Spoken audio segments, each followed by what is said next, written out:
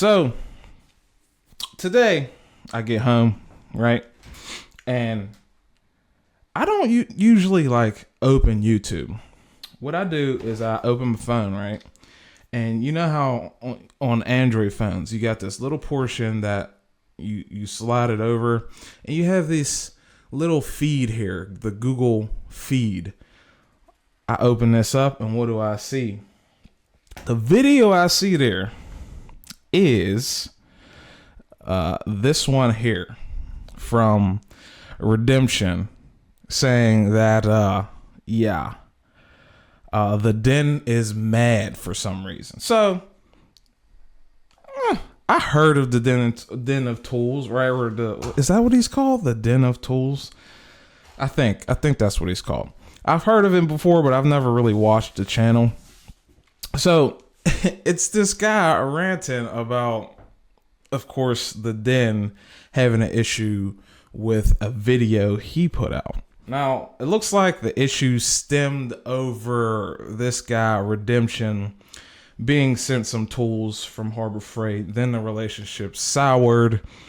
After that, he went on to, the relationship soured because he gave an honest, as he says, opinion about the tools in question. Then the relationship between him and Harbor Freight soured once he also put up his real opinions. The Den of Tools commented and about how he was wrong and how Harbor Freight should be heralded as that,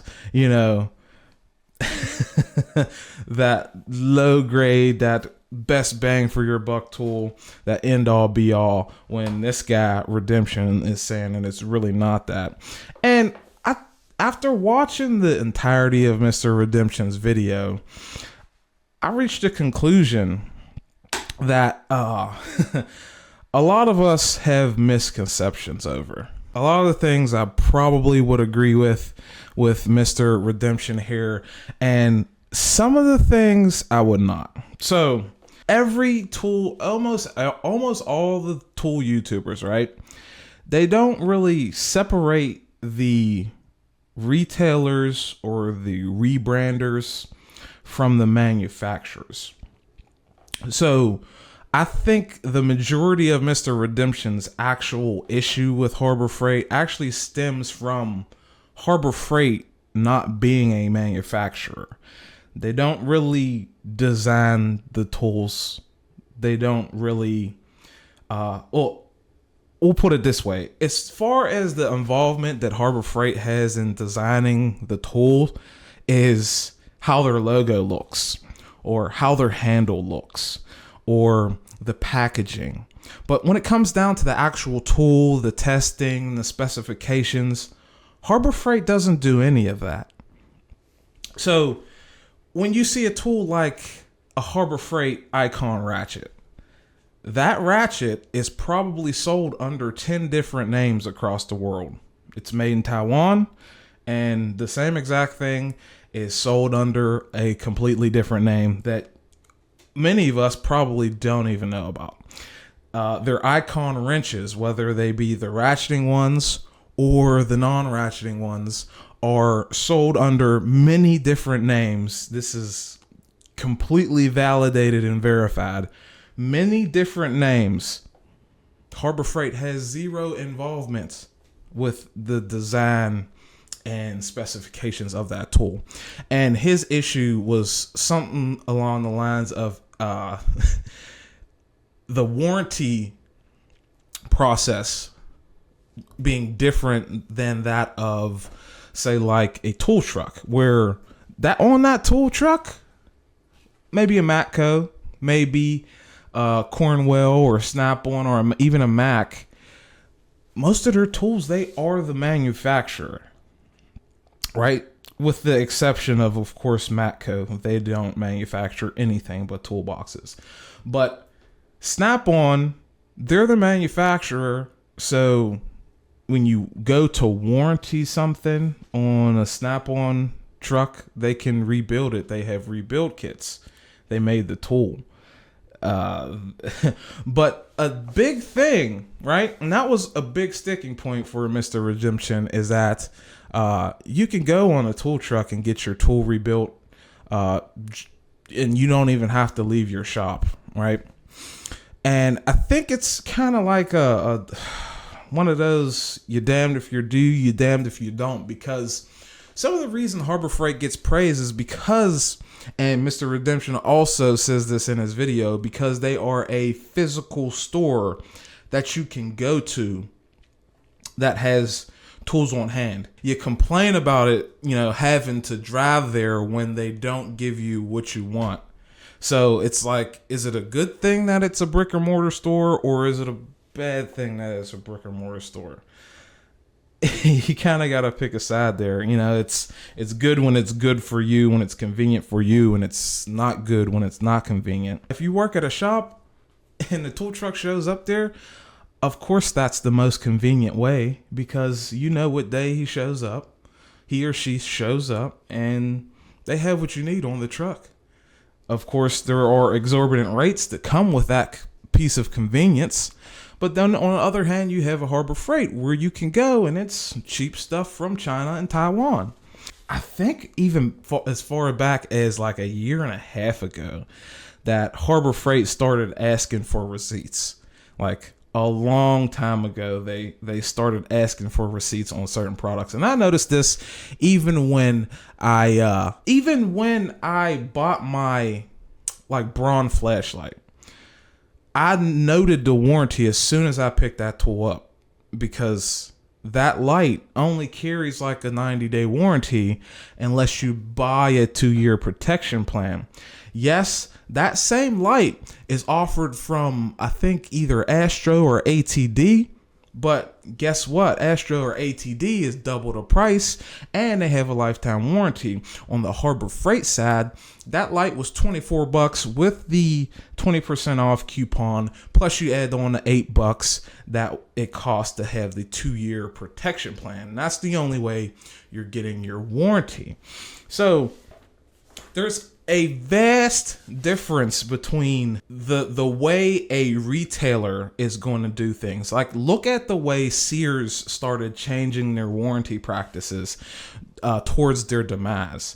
They were primarily a brick and mortar store, and I've had reports of guys taking a tool they've sold for almost the entire time Sears has been in business, taking a tool and saying, no, we're not giving you a new one anymore, we're going to rebuild it. And people didn't really take a liking to that, because in the past, you would just walk in, hand on a tool, and blam, you get your new one. And I think Harbor Freight actually created this scenario and this problem on their own. Once you get consumers used to directly taking their broken tool back to the store and them expecting to get a new one in return, once you start changing that, people are understandably going to feel some type of way about it, because it's now different than the former process. But the thing I want to really drive home here is that when you take your tool on a truck, right, that tool, you paid for the convenience of that tool, you paid for American-made stuffs.